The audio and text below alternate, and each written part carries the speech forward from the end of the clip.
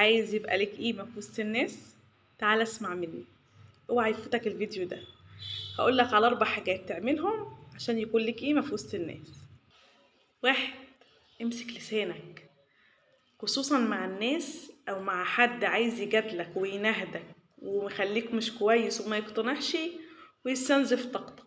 اسكت، امسك لسانك، اعرف ازاي وانت بتتكلم معاه وهو بيقاوحك عشان ما يستنزفش طاقتك ويغلطك ان انت تعرف تتحكم في نفسك وتسكت. 2.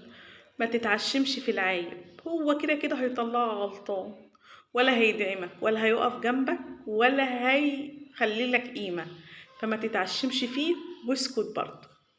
رقم 3.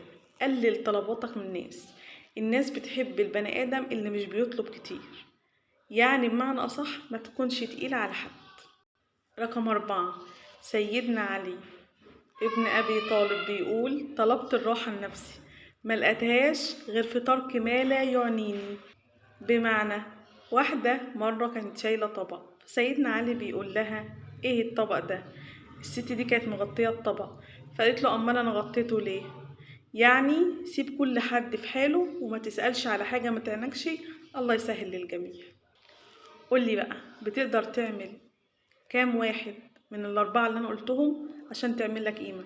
تقدر تمسك لسانك، ولا ما تتعشمش في العيب، ولا تقلل طلباتك، ولا ترك ما لا يعنيك؟ اكتب لي في الكومنتات بتعمل ايه عشان يبقى ليك قيمة في وسط الناس، واعمل شير ولايك وكومنت حلو، مستنياه ومتابعة.